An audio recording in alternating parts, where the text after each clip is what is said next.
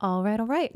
And welcome back, you guys, to the Self Selecting Podcast. I am your host, Cory Hagman. Thank you for tuning in. Thank you for being here. This one's going to go fast, but if it's not fast enough for you already, just bump that speed up to 1.2, 1.5x speed. I intentionally am trying to talk slower because I need to be able to breathe while I do these things. These are solo monologue podcast. Give me a break, guys. If it's not fast enough, just bump the speed up. And yeah, we're going to go ahead and get started. You clicked on this. You already know what we're covering today. As always, thank you guys for tuning in. Commenting helps so much. Subscribing helps so much. I do offer coaching, do offer consultations. Soma Chems for peptides and everything there. Code CoryFit. I used them well before there was ever a discount code, formerly Amino Asylum. All that being said, let's go ahead and kick this off. And I don't have these written down, so I'm hoping I get 60, but if I fuck up and it's 59 or 62, just let me know in the comments below, or not, or just enjoy. Question number 1, is yohimbine considered a PED? Are there side effects? Would you implement this for fat loss? I mean, it's not technically a PED in the sense like it's not illegal to get. And if like we're using that classification, then there's definitely things that I would say you can get over the counter that are for sure enhancements and like have hormonal implications. So it depends like how you want to classify PED. For the longest time, like in the whole safer use model, L-carnitine was like toyed in there. I mean, so was yohimbine, metformin. Like some of these things require prescriptions. Injectable L-carnitine, you can't necessarily get over the counter like from a supplement company. You got to go through a peptide company. Soma Chems, Cory Fit for saving a little bit. Yohimbine though, is it a PED? I don't know. I don't think we can classify it the same way that we can like steroids. Like I would say it's one of those, I mean, it is one of those non-androgenic PEDs. So truthfully, like, I mean, it's on a different tier.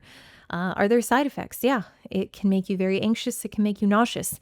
Would I use it for fat loss? Personally, no. I've used it for fat loss before. It drives up anxiety for me. I've seen this in clients. It's not something that I necessarily want to fuck with when realistically, like it doesn't make that big of a difference. Like I was able to get like dick skin lean without it. For some people, I mean, they swear by it, but truly I would rather someone opt for Clen because of its muscle retentive properties. Question number 2, can you still build muscle while eating on a calorie deficit? There are some people that might experience what we'd consider muscle gain, but largely no. Largely what's going to happen is you're going to maintain. I mean, like if you're untrained, if you go from never training a specific muscle group and you start training it all of a sudden, is there going to be muscular development? It depends. It depends how hard you're training it. It depends like how big of a deficit you're in. There are ways to answer this that are very absolute. There are ways to answer this that are very vague. A general rule of thumb is if you're trying to build muscle, you don't want to do so, especially a significant amount of muscle, you don't want to do so in a deficit. You don't want to waste that time. It doesn't mean blow up. It doesn't mean be in a 500 calorie surplus. It just means don't be in this crazy deficit. And if, you're really trying to pack on size, you're going to have an easier time doing so in a surplus or at least at maintenance. Question number 3, do you need to titrate up your dose of gear after a specific number of weeks? No, not necessarily. When we look at anabolics as opposed to fat loss agents, non-androgenic PEDs, you should be using the lowest dose possible to get the desired benefit. That's how I want to frame that. I'm trying to restrain myself from going too deep into this. The idea you need to do like Anavar 2.5, then after 2 weeks, go to 5 milligrams, then go to 7. No, you don't need to do that. That is unnecessary, uncalled for, and risky. Question number 4, the saying, no two preps are ever the same. Does this go for fat loss? Can you please explain?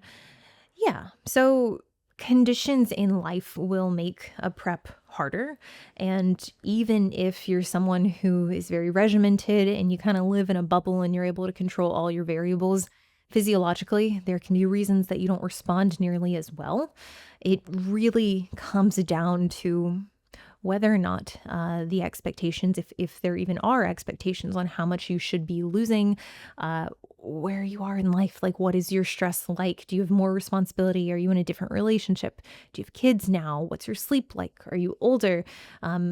No two preps are the same. It's a saying that is intended to kind of like heed warning to individuals who think just because they had a really good prep means that every prep, if they do it exactly the same, will result in the same ease of progress and the same look. And that just simply isn't the case. And does it apply to fat loss? Yes, like not every fat loss phase is going to be as smooth. And personally, what I've found is that the more stress and responsibility I've taken on as an adult, the better I've got with dieting. I guess like I should back up. The more responsibility that I've taken on as an adult, I've scaled my business. I have an assistant who does an incredible job. But my coaching business, what I do, I mean, like there's a lot more work now as opposed to before when I didn't have a scaled business. I didn't coach as many people, didn't do the podcast. That those fat loss phases that I went through back then, as opposed to now, required that I just get better at dieting and get more specific with the things that I need to manage and really understanding like how do I manage the stress? What are the strategies that I use? What are the boundaries that I have? So yeah, like it does apply to fat loss. And I definitely think that it just depends on how you've evolved in life and whether or not, as you've taken on more responsibility or taken on less, if how you go about the diet itself, if that's kind of, how do I want to say that? Followed suit. Yeah. If it's accumulated, acclimated accordingly. There we go. For question number 5, when would you recommend an athlete compete in fit model versus natural NPC bikini shows? Fit model is not natural. There's a lot of drug use already in fit model, which is sad. Not every fit model person is using drugs, but there is a lot of drug use, especially from top teams, unfortunately. I hear this because I do consults with the athletes. I've done consults with the coaches, and I can confirm this is happening even at the fit model level, even at the amateur level. It'll probably continue. So when should you do a natural show? When you're natural. When should you do a fit model show? When you're accepting the fact that people that you're competing with could be using drugs. Number 6, optimal daily electrolytes, sodium, potassium balance. It's a great question. It kind of depends on what your fluid status is at. How much water do you drink? I don't really give out like blanket, like here's how much sodium you should have to potassium. Potassium, we got to be careful with supplementing that and reducing it. Potassium can have a direct impact on cardiovascular tissue. It's not something that I love seeing people manipulate blindly, especially when they are deviating from what their norm is. Same thing with sodium. If you are jacking that up or depleting very quickly, actually puts you at risk for seizures. So I'm going to refrain from giving like strict requirements around this. On labs, there are reference ranges that we look for. Generally, you shouldn't be cramping. Generally, you should be able to get a pump. If you're finding it's very difficult to get a pump, it could very much be electrolyte related, but you do want them in balance. Question number 7, if running GH, it's UG, so non-prescription, on its own as a woman in a cut, not in prep, what dose would you start at? 1 IU. 1 IU, that's all you need. The fat loss properties pretty much dissipate after like 1.5, 2 IUs. Question number 8, why do I get hungry after I eat? So annoying, thanks. Maybe the food selection is not highly satiating. Maybe you're not eating enough. I would look into the satiety index. So this is a measurement of foods that offer more satiation. And if you're noticing like you're hungry after you eat, it could be that you're opting for foods that don't offer a lot of satiation. Now, in addition to this, if you're very low body fat, you also have to consider the fact that leptin is produced in adipose tissue, so in fat. So when you're very lean, you already at a disadvantage in terms of hunger signaling on account of that leptin is going to be at a lower level. And if you're someone who's very sensitive to these changes, you could just find that like you are hungrier when you're leaner. That's pretty common. I wouldn't necessarily say is abnormal. Question number 9, comparison of different PEDs for women. So the short way to break down different PEDs. You've got your anabolic androgenic steroids, and then you've got your non-anabolic androgenic steroids. The ones that are steroids, the ones that are anabolic that work on the androgen receptor. These are ones that come with the risk of virilization. So they're much riskier than non-anabolics. Non-anabolics that would include T4, T3, Clen, yohimbine, GH, L-carnitine, metformin, GLP-1s. When we're looking at that stack, it's not to say that we can just go crazy and like we need to layer all of them in. It's just to say that you have a little more runway to fuck around and find out. They each come with their own set of risk profiles, but not to the same degree or not the same kind of risk as anabolics pose. I think that's the longest I can run with that before it just becomes like I think I need to cut it there because like, I mean, just a comparison of all of them, like that really probably needs to be its own video, maybe after this one. Question number 10, do you have thoughts on peptides outside of GLP-1s? Yeah, I think largely they're overhyped. Like I think that we're in a culture right now where people are very hopeful and optimistic that peptides are going to do the work for them. I have people come to me constantly who are like, I'm on SLUP, I'm on ipamorelin, I'm on CJC, insulin is also a peptide. I'm on AOD without realizing that like most of these are being prescribed by someone out of a private clinic. Now, the issue is, I mean, like I'm familiar with the structure and like typically there's someone who's licensed and then there's like wellness professionals that work under the person who's licensed. And there is a discrepancy in that person's education. And that's not like, that's an issue, yes, but it's also the fact that like they're making commission off what you take. So I've literally had people come to me who are on GLP-1s, but also ghrelin agonist, meaning they're taking something to suppress appetite as well as raise it. I have coached people who are in this position who have no business being wellness specialists for these big companies. And they've told me they have quotas. They are incentivized for how much they can sell. They can also alter where you're able to source these peptides from, not just peptides, all drugs, based on what the cost is. And if it's higher, they like lean towards pushing you towards a compounding pharmacy that charges a little bit more. It ethically really rubs me the wrong way.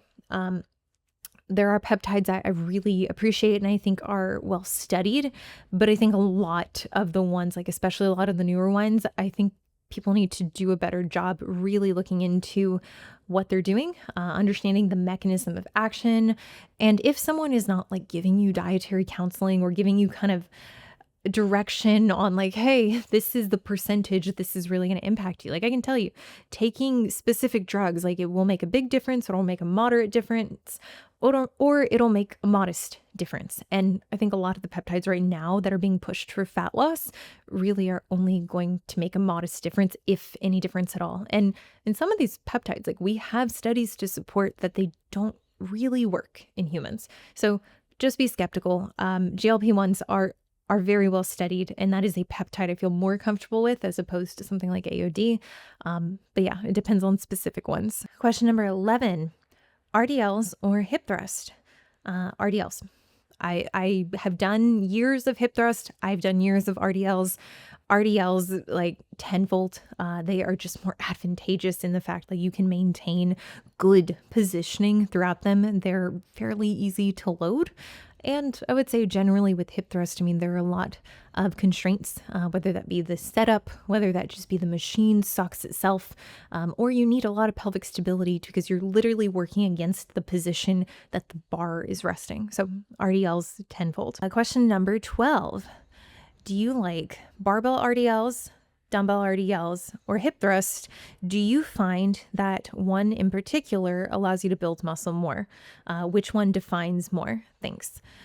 So with RDLs specifically, I prefer dumbbells just because you're able to keep it a little closer to your body. Like generally, I just like the dumbbells to be kind of running along the side of my shins. It's not that I'm opposed to barbell. I find that dumbbells are just a little more comfortable for me, like the actual positioning, and I feel like I'm able to, yeah, even my upper body, I feel like I like them a lot more. Hip thrust, I mean, like I use them. Yes, I use them sparingly, not to the same degree that I use RDLs. As far as which one builds more, this is more so the question between the types of RDLs, which then there's like B stance. There's people who've asked me about like Smith machine. it really comes down to the one that you're able to consistently progress. For me, that's dumbbell. Some people are like, I hate dumbbell. It's a pain in the dick to get the dumbbells off the rack. Some gyms people train out there, like they don't go heavy enough. Some are like, they don't go light enough. It really comes down to what you're able to work with. I would say dumbbell or barbell RDLs over hip thrust in terms of being able to build more muscle. As far as defining, like it's like this isn't a knock at you. It's just like a bad way to ask the question. Like, sorry, I mean, that sounds kind of shitty. Apologize. You get definition by having muscle and a lack of body fat. So if we're talking about something that's going to allow you to build more muscle, it's going to be RDLs. In my experience, I did hip thrusts for a fuckload of time, and I did them with a lot of weight. And like they built muscle, I just have built so much more with RDLs, in my opinion. Definition really comes down to body fat relative to muscle mass. Question number 13, how often do you train to failure to grow, for growth? As often as I can. I avidly try to fuck myself up. I try to make myself unwell. In the instance that I am not recovered enough, that is an indication that I am not going to be able to train to like traditional failure in the way that I would maybe on a day where I'm very recovered. There's muscular failure, there's technical failure. Failure is quite relative to what you can put out that day. But I kind of keep a running log in my head of like, okay, when I'm feeling good, here are the weights that I can lift. When I'm not feeling good, here's the minimum weight I'm going to lift. When I'm feeling like really shitty, okay, like here's the kind of workout I'm going to do. But it's still similar movement patterns. And what I'm doing on those days where the weight is less is I'm slowing it down with tempo. I'm focusing more on stability, and I'm still reaching a proximity to failure. It's just that proximity to failure is so much more shallow than it would be if I was completely recovered and feeling my best. Question number 14, what roids doesn't cause aging in women? I don't know how I want to answer this. I mean, anabolics, like they can cause aging. Like, yeah, here's the argument. Anabolics can cause aging because they can lower estrogen, and estrogen is like the hormone, the thing that is going to keep you very youthful. A lack of estrogen, definitely, like in terms of skin, hair, and nails, is going to make you look older. It's going to age you. GH in turn is one that, I mean, it's going to increase collagen synthesis, protein synthesis. It's going to be more restorative in that sense. So I'd say like that's closer to that aging like scope. Yeah, it's hard to like how you ask this, like it's perplexing because I don't really know how to answer this. There's oxidative stress that comes with stimulants, and if you abuse them, depending on what you're using, I mean, Clen, T4, T3, if you use too much of them, they can very much be aging. Yeah, using too much T4, like you can definitely make your hair fall out, you can make your skin extra shitty, your eyes all buggy. Clen, same thing. You do anything to affect sleep, so I put stimulants all in a single category. If it's like fucking with your sleep, probably gonna be worse off in terms of aging. The whole like GHQ copper, like I'm not doing that shit. Like I I digress. Roids don't cause aging. GH maybe, but it also okay. I plead the fifth. I did my best here. Whatever. Question 15. Test Anavar cycle for women. 5 milligrams of test sub-Q per week. 5 milligrams of Anavar per day. Not bad. Not bad at all. I don't know what you want me to weigh on here. Maybe the dose and then just like it being a cycle. I mean, like truly, when it comes down to it, like 5 milligrams is very appropriate. I'd say just make sure that your peak value isn't over 100 nanograms per deciliter. For Anavar, like depending on how long you're going to have it in place, like don't go over 8 weeks. Like just use it for the time you need. If it's in a fat loss phase and cosmetically you're just enhancing the look, maybe you can get away with 2 to 4 weeks. If you're trying to build 8 weeks, and like I would really be strict about that. Like don't push it past that.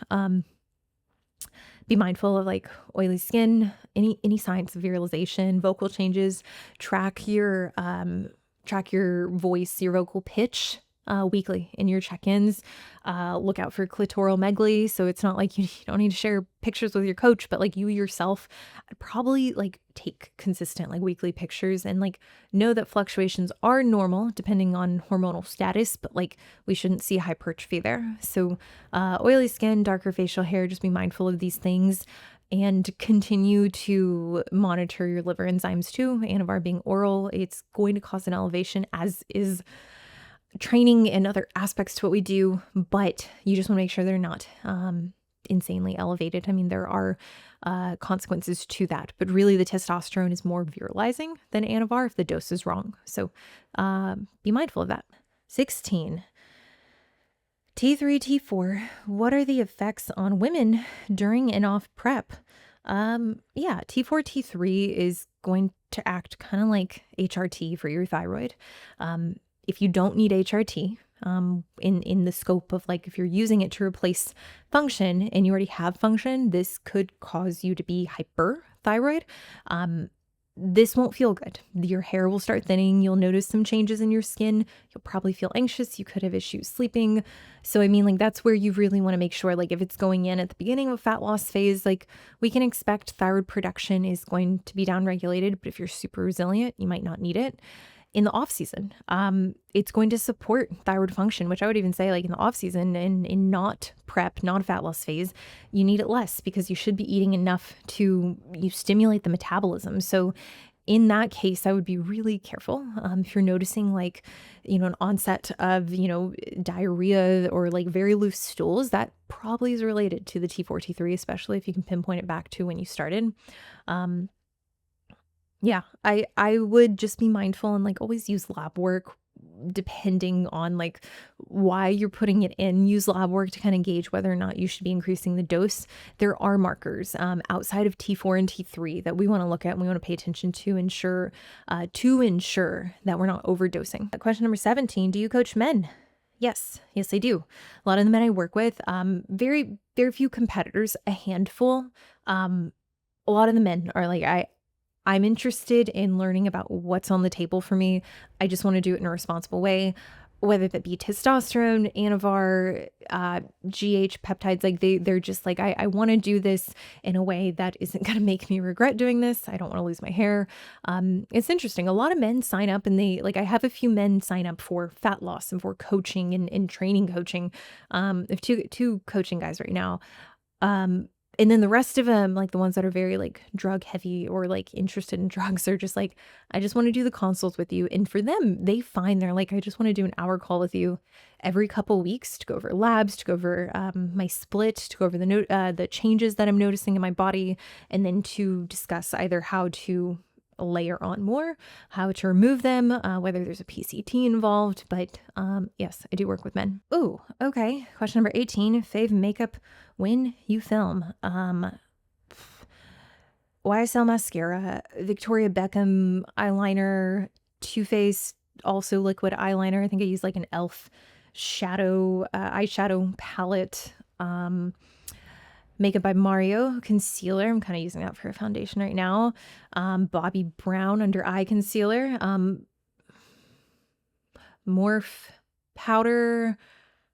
And I think like an Ulta like bronzing, and then Charlotte Tilbury. I just switched over. Like the Pillow Talk, the lip liner, the lipstick, the setting spray, and now the sunscreen with the primer.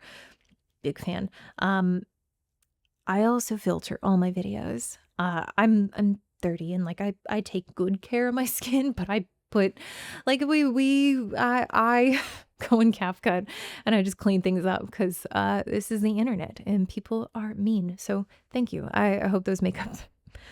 I'm not a very girly girl, so it's very flattering for you to ask that. Question number 19: how often and how long should you cycle off GH?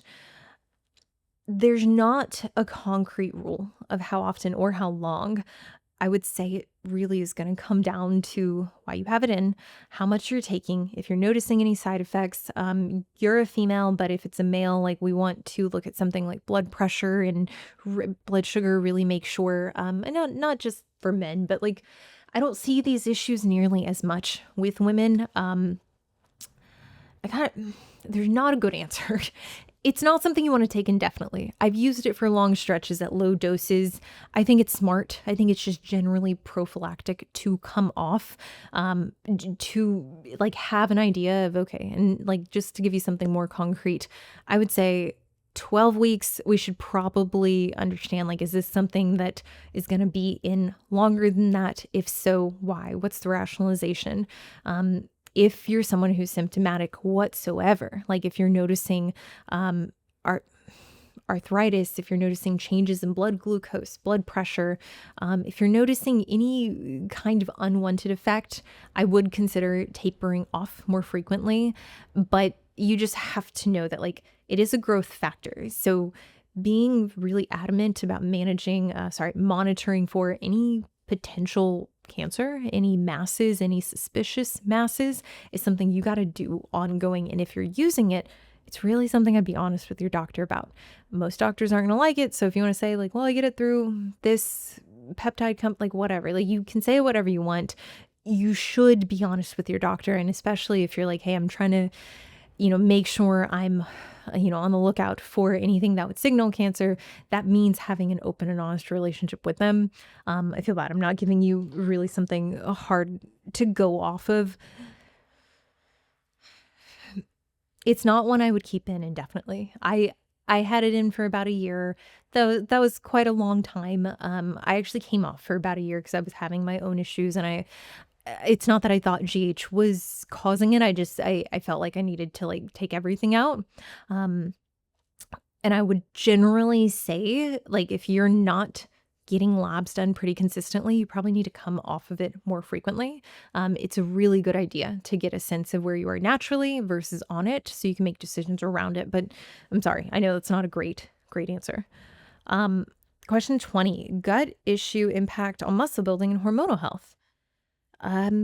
Yeah, it depends on what type of gut issue. I don't go heavy in that segment of medicine in like health and wellness because I think that you really do need a qualified professional that understands these things. And Faith and Fit, Lacey Dunn, I highly recommend. She is an expert in that space. Austin Stout, both are incredible in what they do. Both have a lot of experience in this.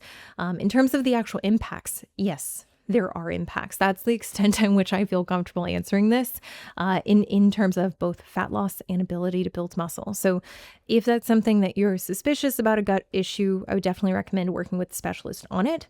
Don't jump the gun and think that you have a gut issue if you're just simply not being consistent, or if you're experimenting with a lot of different supplements. Or, I mean, the supplements thing, it kills me so much because I'll have people that like just put things in it. Like I had a guy put in berberine at like 1,500 milligrams. He's like, I don't know why I'm just like shitting liquid. I'm like, that you put it in. We didn't talk about that. There was no reason to put it in. Also, like your glucose is fine. I digress. Just be mindful if you're in the right hands of someone who can actually handle a gut issue. That's a very scary place to be, and it does take like specialization. Question 21, how tall are you? Right at about 5'4". I carry fat in my feet, so as I get leaner, get a little shorter. I've been measured at 5'3.5". I've been measured at 5'5". We're going with a solid 5'4". Question number 22, what is doing a vacuum training? Just core control? Is there any utility outside of the stage? I mean, like I would say doing a vacuum, it's going to create better mind-muscle connection with your actual abdomen, with your TVA specifically. So the musculature very deep to your core. The other thing that it's training, which is very interesting because I don't talk about this here. I'm very like interested in the sport of free diving. I have very minimal experience doing this. But for free diving, you do tables to train yourself to handle higher times and concentrations of CO2 in the blood. And vacuums, assuming you're not breathing, which in the case, like how I've done them always, is holding your breath. It actually does train that as well, which I mean, I wouldn't necessarily say is like a benefit. It's like hyper specific to the sport of free diving and like anything that requires oxygen deprivation. And that was something when I started getting into, like my static holds were about 3 minutes. And I was like, I told my instructor and he's like, you never done this before? I was like, yeah, but I do vacuums. And he like kind of put the two and two together. So is it just training the core? I mean, yes, like in the muscular sense, it depends on how you do them. If you're also holding your breath, you are also training acid balance, if you want to call it that. Question number 23, thoughts on BPC 157 for muscle injuries and tendon pain. Okay, so BPC, this one is great for avascular injuries, avascular tissues, tendons, ligaments. Can we say joints? Maybe. I'd love to shout out to Jordan and ask if that's correct. I'm pretty sure it's correct. The point being, though, TB500 is the one that is very specific to dynamic tissue. So in the case it's a muscle injury and it's confirmed and you didn't tear, or I guess you didn't, no, I'm going to take a beat here. TB500 is for muscle injuries. BPC is for like tissues that are avascular. That's the easiest way to understand it. If it doesn't start working in the first 2 weeks, like if you don't see a noticeable improvement, it's probably not going to. I would come off. It also is a growth factor and like it's going to encourage the production of VEGF. I wouldn't be on it indefinitely. There are risks that come with that. Question number 24. How much do you charge for prep coaching per month? Either 500 every 3 weeks or 500 every 4 weeks. I am pretty much at capacity. Like the churn rate is fairly low sometimes in the holidays, which the time this is coming out, this will be December. Sometimes people drop off. I cap out the amount of clients I take at 30, and that's not like 30 prep clients. I'm not going to take more than 10 prep clients on at a time. It's not my primary demographic in the kind of work that I do. It does require a lot of time. If you've been with me for coaching, if you're watching this, you're a client of mine, then you know, like it is much more than just a pat on the back, keep killing it, keep the macros the same. It's very comprehensive. So I find that there are very few times where I'm like, oh, like, you know, I need more clients. We should like amp up the marketing. And it is something like, I mean, a lot of the clients I work with, they stick around for a long period of time. But the answer to your question is 500 every 3 weeks. If you would like 20-minute calls, 500 every 4 weeks if it is just via email. For one-time consultations, those are one-off, you're not locked into a contract, that is $250 per call. And at this point, like, I mean, I'm doing those more frequently, like in this quarter. So those prices very well could be going up. At the time you're watching this, they might already be up. I know right now, like in September, I think I had close to 25 in August, September. And that was a lot. So I think if that demand kind of continues, I might have to go up in pricing. All that to say, if there's something that you're looking for specifically, one-off program, one-time consult, let me know. Links to any of those services are in the description below. 25. When is your audiobook coming out? I could listen to you being a narrator all day. Oh, thank you so much. Right now, the ebook. So it's on lab work and it's just been a process. It's something that I right now am working on. It is very dense. It's like 300 pages. And I think I'd like to turn it into an audiobook, but that's going to be probably a iteration after it's released. But I'd really like the ebook to come out by the beginning of next year. So at this point, maybe a month, we'll see, fingers crossed. It's just been, it's been wild in my life. Like with the travel that we've been doing lately, it's been a lot. So thank you though. 26. Is it possible to get glute ham tie-ins naturally? Yes. You have to build enough muscle and you have to reduce the amount of body fat. The tie-ins that you're seeing at the pro level, I think it's going to be very tough to do naturally, or it's going to take a tremendous amount of time and diligence. Number 27, hair length in the back pose doesn't matter. Yes, it does. You don't want the hair length covering your glutes. And I would say even if it's like touching the top of the suit, that's a little too long. My hair has grown out the last the last year or so. So honestly, since being back on GH. So yeah, you want to make sure when you're in your back pose that it's not like touching the suit and definitely not covering your glutes. Question number 28. I hear you talk about measuring your glute fold and I saw your highlight on your Instagram. Never heard someone measure this. How do I do this and what's the benefit? So glute fold is just butt crease. I don't know. I feel weird about telling a client, hey, measure in circumference right around the area where your butt creases. The reason I measure this is because for me, that's where I hold a lot of fat. It's the uppermost point of your thigh, lowermost point of your glute, and it's also where the tie-ins are. So a lot of people, they'll measure like the glutes at the widest point, and if you have really short tie-ins, amazing, like, that might be towards the tail end of them. So maybe you're getting the full tie-in there. Us girlies with like super long fucking tie-ins, like mine are in my knees. It's honestly like I kind of need that area. I need that to be like, that's the fattest body part for me. So I need that to really lean out. And at times in the past, like I'll measure like the widest point of my glute, and like the actual glute meat itself like might be getting leaner than that fattier part. So that's why I have clients measure it. The hips are very common in terms of an area that women store body fat. So I think it's really helpful, especially in a growth phase, if we're seeing that develop more in circumference as opposed to just the glute at the widest point. Holy shit. Okay. I got 20 minutes to do 30 more. Okay. 29, I've gained almost 10 pounds post-cut. Should I be concerned?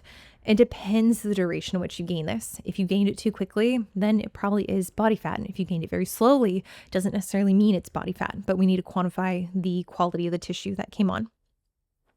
Number 30, are heavy hip thrusts overrated for building glutes? I think they're given a lot of attention, and I think they can be one that, drives up a lot of sensation. I think that like inherently the position that you're in with the bar on your hips, it really discourages good pelvic stability, which I think is paramount for being able to load your glutes properly in a squat, in an RDL, in any of your unilateral lower body movements. It's pretty much a basic principle of hypertrophy that if you're not able to stabilize the pelvis, your force production is going to be limited. So that's where I think a lot of people, they kind of dive headfirst into the hip thrust, and they love how glute focused it feels, because at the top you're in the shortened position, you get a good pump. I do think they're overrated, but it's not one of those things. I think the last time I made a video on this, like people were like, oh, she hates hip thrusts. It's not that I hate them. It's just, I think RDLs are a lot, much more superior. Number 31, what's your training like now? Honestly, 3 lower days, 2 upper days. With us traveling so much and with Jordan's work schedule changing, we haven't done Olympic weightlifting. Like, he hasn't been coaching me that same way. Got my nails redone.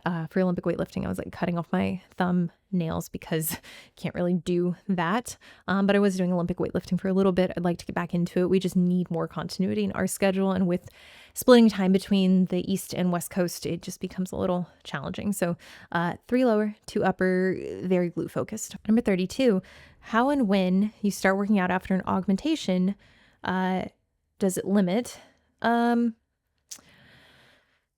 an augmentation limit your ability to work out? It can. Like, I loved bench pressing before I got my boobs done. I went through a whole powerlifting phase, and I really, really enjoyed it. I did find that like afterwards, like getting into shoulder flexion, so elbow near the ear, and then just like chest pressing, it felt uncomfortable like in the first like 6 months afterwards. But it was also something I read a lot about, people reporting that like if you continue to develop your pecs, regardless of if it's over or under the muscle, it can just shift the appearance of the implants.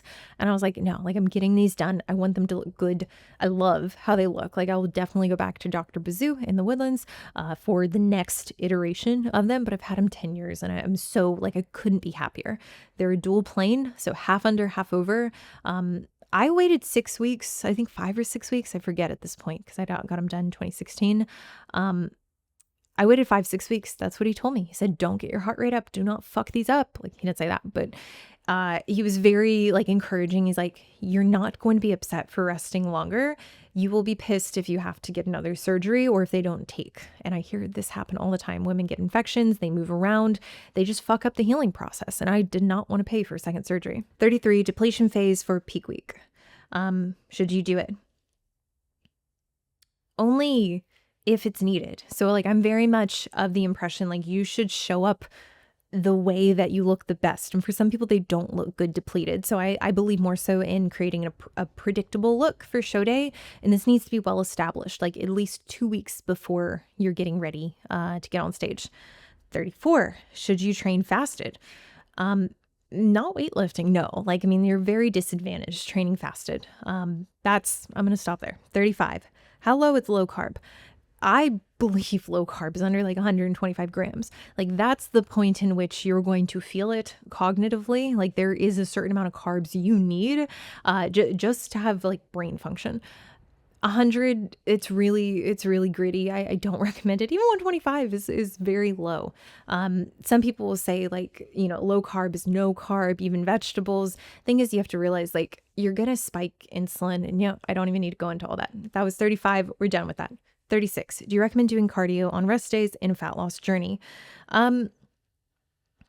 Yeah, I like cardio on rest days because I do, I mean, it depends on the kind of cardio we're talking about, but I have always approached it like those days, if I'm recovering from a lifting session, I want some kind of movement. I don't want to be sedentary. And I would really like my lifting days to be oriented around lifting and like minimal cardio, like some, sure. But if I'm talking about like longer sessions, I'd rather have those on my rest days. But it kind of like the context here matters. 37. Tips for living with non-bodybuilder who doesn't understand lifestyle. Communication and establishing expectations is everything. One of the things that I love about the relationship I have now, Jordan is an amazing communicator. He's done a lot of self-work. He holds himself to a very high standard in terms of managing his emotions. We're very compatible in terms of coexisting. And even though he's a non-bodybuilder, he very much understands prioritizing. And I think if you're with someone that like, I would say generally has good work ethic, they can understand prioritizing. And that's what I would like anchor it in, even if it looks differently to them. If it's something that you're like, hey, I am going into this knowing that like my patience is going to be depleted, my libido is going to be downregulated. So this season might take more communication on both our parts, and I'll do my best, but I need you to communicate when I'm not being fair or when I do anything that essentially is causing some friction. I think there's a lot of merit in identifying things before they're problems. So it's not my therapist, like it's ingrained this into me when I started dating Jordan. She's like, don't look for the things that are huge blowouts. Cause I came from a relationship where like, it was like explosive fights always. That was the norm. Like there was no other kind of fights.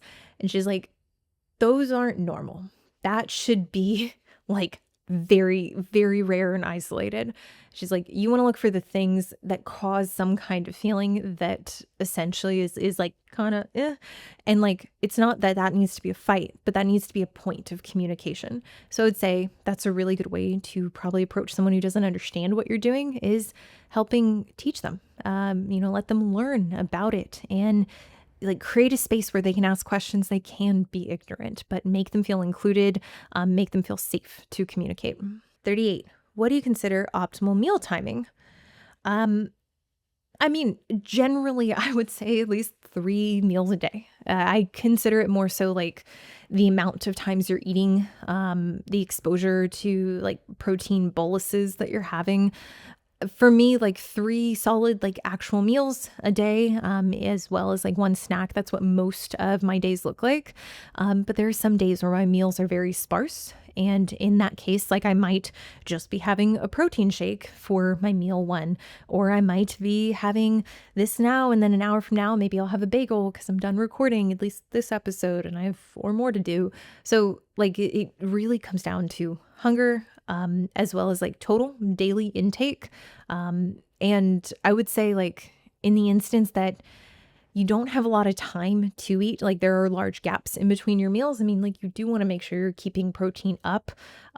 It's not as detrimental as we once thought it was, to go like several hours without protein. It's definitely not something you need every 2 hours, but I would say then it puts you at risk for missing a meal. So it's very much something like I would orient your calories and like how you structure like nutrient timing around satiety and break protein up pretty evenly.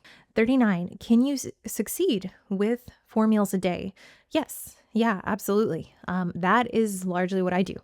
I would say though, I mean, like it really comes down to your ability to recover. And if let's say you're doing 4 meals, but you're also going like I don't know, 16, 18 hours without eating like your last meal of the day one day and then your next meal the following day, that seems like a large enough gap to where it might be impactful in terms of recovery. So like I wouldn't do that. I would make sure they're generally spread out within the hours that you're going to be awake. Question 40. What is too much volume for a lower body? I struggle with growing that area. Upper is okay. So, I mean, proximity to failure, it is highly variable. And there is like, I mean, yes, there are studies that say like, oh, this amount of volume per muscle group or per week. What I'll say is that going into your next lower body session, if you are not recovered, then you need to either A, take another rest day. And this could ultimately mean that like the volume you have on that first lower day, if you're doing like lower A, lower B, lower C, if lower A's volume is so high that by lower B, you can't recover within 2 days and like you're actually finding you need 3 rest days in between, I mean, that would be a signal that like it's just not realistic, and maybe scaling back the volume on that first day is better. Maybe the intensity, I wouldn't say intensity is necessarily too high. I would say volume is probably the bigger issue. If you're looking to train lower twice a week or 3 times a week, it's really hard for me to answer this because truly I think there are so many people that are so far from overtraining and training too intensely. Training has been something like I have dove headfirst in, and I think I have a really good sense of what's recoverable from, or what you can recover from, or my own body at least.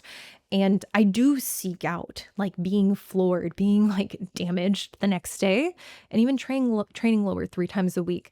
Sure, like that second lower session, like it might not be as good as that first, but we can still be productive. Like I can still get close to failure. So I'd love to answer this in a more concrete way, but I'll say it probably has more benefit for you to have metrics in place to track lower body growth, see a notable increase in strength. Strength is largely going to correlate with muscle growth. Track your circumference on these areas. That's a big one. See scale weight go up. And if you can get by with 2 lower days and you just fucking send it and that's all you need, amazing. 3 lower days is a higher degree of volume. For some people, that is going to be too much. But the actual workouts themselves, it really depends on how much systemic fatigue you're accruing, and what your recoverability tools and capacity is like. 41. Good starting point for modest caloric deficit, including food and expenditure, 250 and 250. I really want to be able to answer this quickly because I know I'm running out of time. That's a reasonable starting point. It kind of depends on your body weight. I would say for most women, I'm going to put their calories initially. If you're very small, maybe closer to 13. If you're larger in terms of stature, build, muscularity, height, maybe closer to 15, 16, but in that range somewhere. And for cardio, I'm probably going to put someone, depending on what they're doing now. Some people come to me, they're already doing 120 minutes. So we might even need to modulate the intensity. But weekly cardio, I do think is a lever that we should pull in addition to steps. So I don't know if I would even quantify it like 250 from here, 250 from there, but also being able to look down the pipeline, know like, okay, from a caloric standpoint, we're not going to be able to go much lower than this floor. So do we want to run that up initially?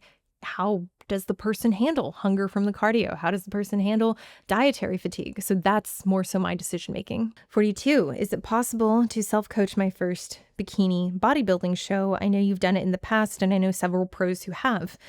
It is. Yes, it very much is. And I think it can be a great learning experience, and you can develop a lot of self-efficacy. Number 43, can we talk about loose stomach skin after having kids? Low body fat, muscles, diet, exercise dialed in. Yes. So, I mean, this is a very real thing that some women do go through. Most women are going to go through. There isn't a lot that can be done in terms of restoring like the actual epidermis, like the skin, the matrices that make up that tissue. So in the instance that, you're able to look at, I wouldn't even say like a collagen supplement, but something that's going to increase collagen synthesis like GH, I don't know to the extent that's going to improve like skin tightening. I think a lot of the things on the market are very gimmicky and not very advantageous. I would also consider whether or not there's any, like, depending on, is this upper abdomen? Is this oblique? Do you have room to actually build some muscle underneath some of the skin? I know that's like very opposite advice for like keeping a snatched waist. But at the same time, like if it improves the overall composition and you have room to basically build more muscle in your abdomen, that could help at least create something underneath that then the skin can press and wrap around. 44, bikini pros using Proviron and Masterolone during on season. What do you think about it? I think we have much better options than Proviron. And if you're talking about Masteron, I'm more okay with it, but during on season, during cut, during prep, no. I don't think it's necessary. I think it's pretty aggressive. 45, fasted cardio first thing in the morning or cardio later in the day after weight training. If it impacts your ability to weight train, doing it fasted, or it takes away from your sleep, therefore your recoverability, I would just do it afterwards. If weight training in the morning sucks for you and you're not able to apply yourself, then I would consider doing it in the afternoon. So it really depends on which is more costly and which allows you to get better workouts. 46, did you ever use peptides to enhance results? Would love to learn about these. Yes, I have. I've used several and I think they can be great. I think a lot can be overhyped. So I mean, like more specifically, there are peptides that I think are very conducive with building muscle, leaning out, just improving your recovery capacity. But it kind of comes down to what your needs are and what you have access to. I think I'm on 47. Does doing too much steps like 19K interfere with the building phase? It depends. I mean, like we can pretty much quantify if you're building muscle. If you're not gaining weight, then I would say yes, if that's the form of cardio that you're doing. I would also be really curious, like, are you doing this on a machine? Are you doing this just naturally throughout the day because that's what your job and your lifestyle require?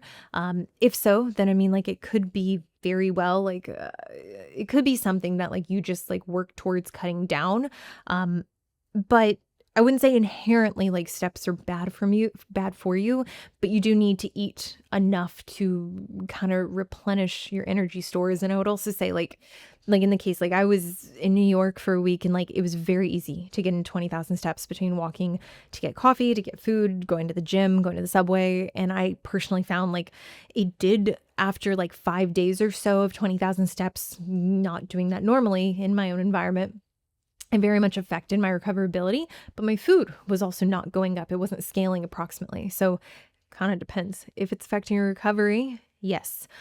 Can you eat enough to compensate for that activity? Yes. 48, does it bug you when people claim TRT but are actually on a low dose cycle? I mean, it bugs me when people are dishonest, like, and just try to give themselves more so like an appearance that they're not using drugs when they are. Number 49, my doctor prescribed me estrogen because I lost my period. How can this affect my body composition? It depends what your estrogen was before this. It depends what your androgens are. It depends what your progesterone is. I'm sorry, like this largely requires, I would say more so a consultation to really make sure that you're in a position where the estrogen can benefit you. Too much estrogen will have negative effects. Too little estrogen will also have negative effects on body composition. Number 50, any tips for girlies that their upper body develops very quickly and lower body does not grow nearly as fast? We need to reduce the amount of upper body exposure and training stimulus. So if you're someone who you're seeing your upper body grow and you're not seeing your lower body grow, we need to do an inventory of the volume that's going towards upper body versus lower body. In the case that you're doing 3 lower days and 2 upper days, it could be even worth reducing that second upper body day just to allow the energy to be better utilized for your lower body days. Number 51, I started TRT cream several months ago. Can that impact ovulation and period? It can if the dose is too strong. But largely the dose that you should be taking that is going to keep you between normal and normal high ranges of testosterone, that shouldn't cause a down regulation in FSH and LH. At least that's my understanding. It's been something I've been on TRT for quite some time. I mean, like since I was 26, so almost 4 years, maybe 3-ish years. There are times where I've been ovulatory, times where I've not been ovulatory, but that largely has to do with contest prep. For most women, if the dose is appropriate, this shouldn't cause a negative impact on ovulation. Number 52, how do you find the right coach? I'm unsure of how to ensure it's a good fit. That's where I think you should really get on a call with someone. I do 15-minute calls for anyone who wants to sign up for coaching, largely because I do not want the hassle of taking someone's money to realize this person sucks. I suck for what they need, and like we're just a bad fit. I think a lot of coaches are willing to do this, and if someone's not, that's okay. Maybe they're at, gosh, I cannot think at this point. Maybe they're at their limit for the amount of clients that they can take on. And if they don't have the time, they don't have the time. But I would be very clear about the things like the needs versus the wants, things you're willing to budge on and things you're not. And in this call, I would ask those questions. And if someone doesn't offer free consultations, just message them and be like, hey, like, do you have like 5-10 minutes, and be fucking respectful for the time, because it drives me insane when someone books a 15-minute call and they try to just like, we're at 20 minutes. And I'm like, hey, like this is free. This is like literally just to answer questions, but they want to turn it into like a full on, like do my lab work, look at my, I'm like, that's not what this is. Yeah, do the calls. Ask if they do it if it's not apparent or if it's not something they advertise. Number 53, no question, you're one of the badass female physiques in the space, top tier, definitely would date you. My boyfriend is very violent. Yeah, good luck. 54, protein per pound of body weight or goal body weight, 47 years old, 20 more pounds. I think, yeah, so for this, I would largely say, because you're wanting to lose 20 pounds. I mean, let me rephrase this.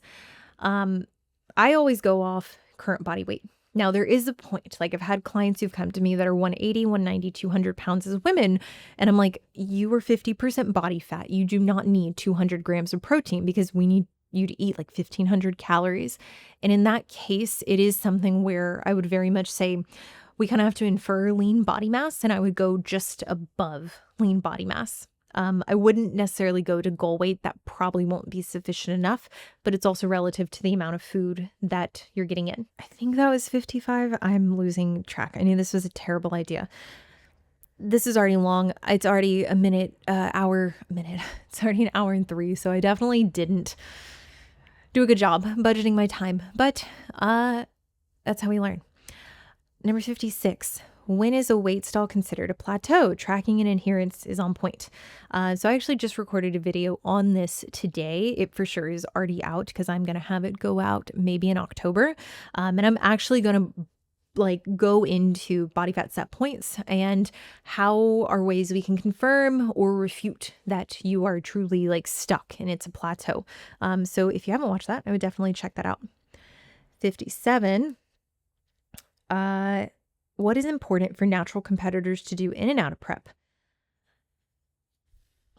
Biggest thing is going to be getting your lab work done accordingly when you are in your best state, when you're in your worst state, and also doing everything to preserve your ability to have adequate hormonal function, because realistically, you're not going to be supplementing with anything to modulate hormones, including things over the counter. So because of that, you got to do it all naturally. You got to do it with means of better recovery and nutrient intake. So be very, very cognizant of your cycle if you're a woman, and pay attention to those physiological adaptations that can happen both in and out of prep.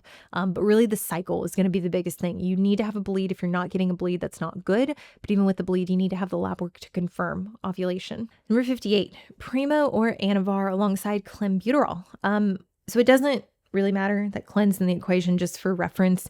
Primo over Anavar. I mean, you can get oral Primo, but for the sake of conversation, we're looking at an injectable versus an oral.